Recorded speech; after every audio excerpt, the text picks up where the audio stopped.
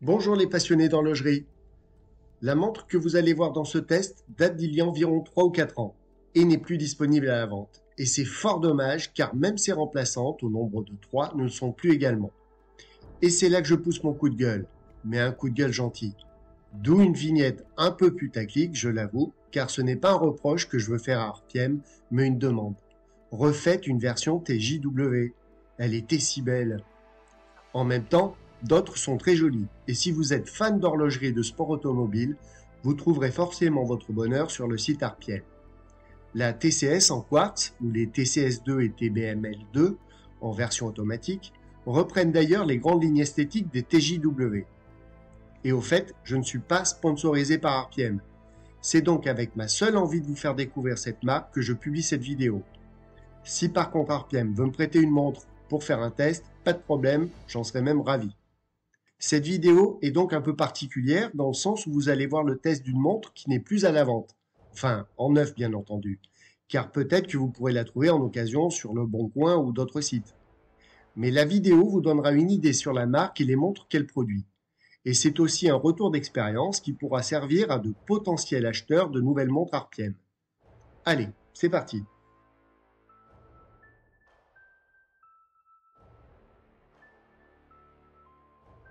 Vincent Repoux, le créateur d'RPM en 2019, est un passionné de course automobile. Et si les fans de foot l'ont connu à Bordeaux en tant que directeur général adjoint d'équipe, avant, il avait d'abord travaillé dans le sport automobile. Et c'est ce qui l'a ramené à sortir de la retraite en créant RPM, une marque horlogère française, Cocorico, qui produit des montres en hommage aux plus grands coureurs automobiles ou au monde de la course automobile en général, selon les collections.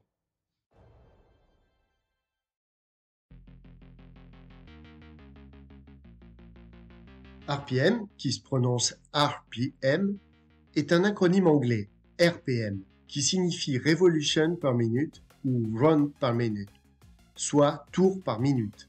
Rien qu'avec le nom de la marque, on sent déjà que l'on a un pied dans la voiture. Mais on met vraiment le deuxième quand on regarde les montres, qui sont fun, colorées et atypiques. La marque étant une micro-marque, il n'y a pas une multitude de montres, et seulement 3 gammes, ou collections, avec des modèles quartz ou automatiques.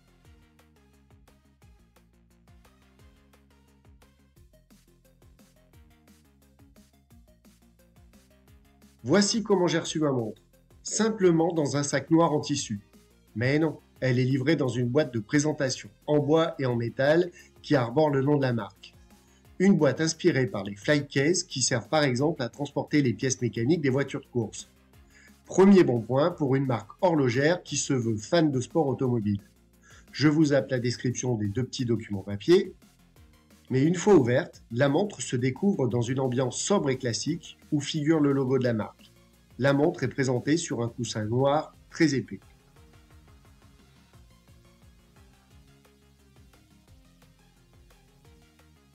Le boîtier est de 41 mm et est fabriqué en acier inoxydable 316L. La boîte et le fond de boîte vissé ont un aspect brossé. Le corne à corne est de 48,3 cm. Les cornes sont d'ailleurs très courtes, ce qui rappelle un peu les montres vintage. La couronne est signée et les poussoirs de chronographe sont très agréables à utiliser. Celui à 2 heures est décoré d'un anneau orange. Sur le fond de boîte trône fièrement au milieu le logo RPM Watch et le numéro de la montre. Celle-ci peut atteindre au maximum le numéro 500 car c'est le nombre de montres produites. Sur le pourtour, on peut lire RPM, montre chronographe Ronda Z50, conception française et 10 ATM. La montre est donc étanche jusqu'à 100 mètres. La lunette noire est dotée d'une échelle tachymétrique. L'échelle est différente de ce qui se fait habituellement car les index disposés généralement de façon irrégulière pour lire une vitesse sont positionnés ici toutes les 5 secondes, comme la minuterie sur une montre de plongée. Le verre, de type saphir, est légèrement bombé. Le verre est donc de qualité supérieure car plus résistant aux rayures éventuelles.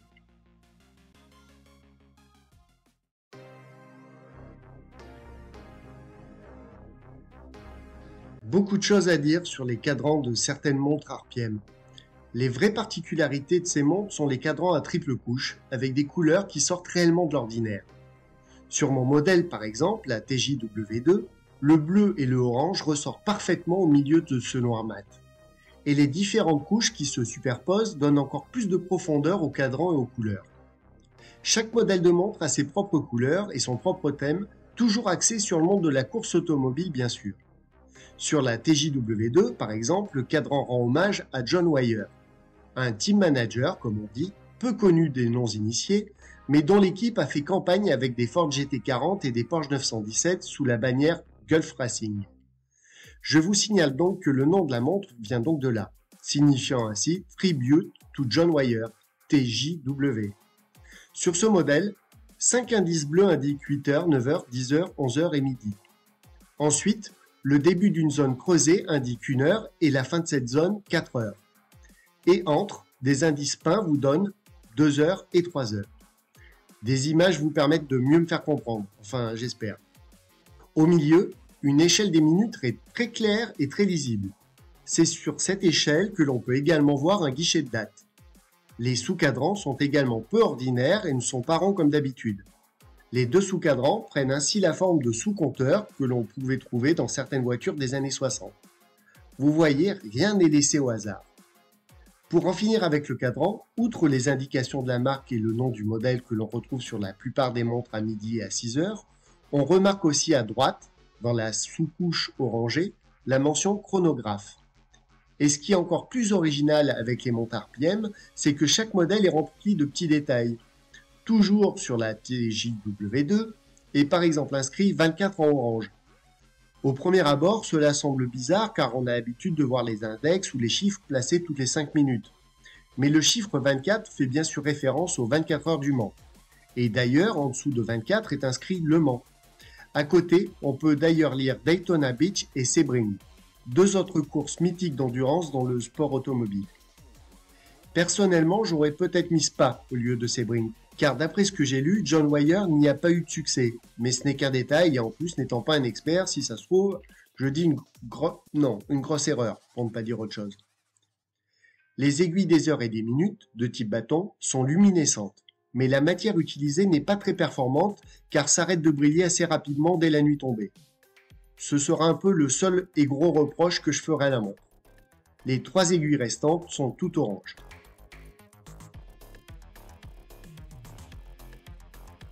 La montre est animée par un calibre suisse quartz Ronda Z50. Il permet à la montre de disposer d'un stop seconde au centre, d'un compteur 30 minutes dans le sous-cadran de gauche, d'une petite seconde dans le sous-cadran de droite et d'une date à 6 heures. L'avantage de ce mouvement quartz est qu'il est peu demandeur en besoin de piles et que l'autonomie serait de plus de 4 ans.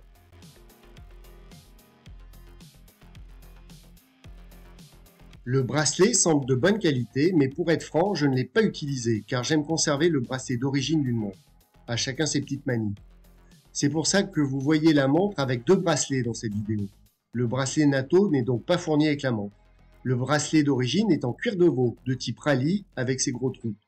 Il est noir et la doublure intérieure est de couleur orange. Sur la partie intérieure du bracelet, on peut voir le nom de la marque, comme sur la boucle d'ailleurs, qui est déployante. L'entrecorne est de 20 mm. Vous pourrez changer rapidement le bracelet car celui-ci est équipé d'un système d'attache rapide.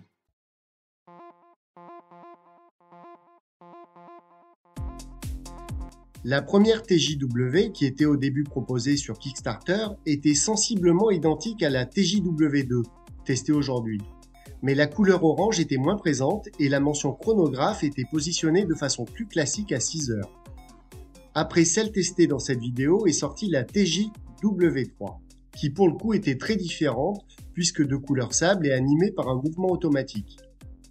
La Tribute TJW4 est ensuite revenue aux sources et a repris les codes des 2 premières versions. On pourrait même dire une simple évolution de la Tribute TJW2 avec un cadran façon fibre de carbone, sinon tout le reste est identique à sa sœur aînée.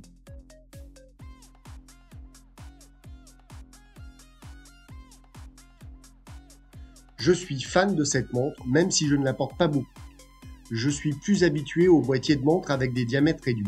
Ça, c'est une affaire de goût et d'habitude. Mais sincèrement, je vous conseille les montres de cette marque sans aucun problème. Et si vous possédez une montre RPM et que pour une raison ou une autre vous en êtes déçu, n'hésitez pas à l'indiquer dans les commentaires. Et pour ceux qui découvriraient cette micro-marque française, je serais curieux de savoir ce que vous en pensez. Et ceux qui voudraient en apprendre un peu plus, n'hésitez pas à me poser des questions, je me ferai un plaisir d'essayer de vous répondre, dans la limite de mes compétences bien sûr. Pour info, un lien de la boutique Arpiem est présent dans la description. Likez, partagez et abonnez-vous pour découvrir les prochaines vidéos et aider la chaîne à se faire connaître. C'est important. Et si vous préférez les montres réellement anciennes avec une histoire, du vécu, rendez-vous sur le site jardindecadeaux.com pour découvrir des montres des années 50 jusqu'aux années 90-2000. À très bientôt, les passionnés d'horlogerie.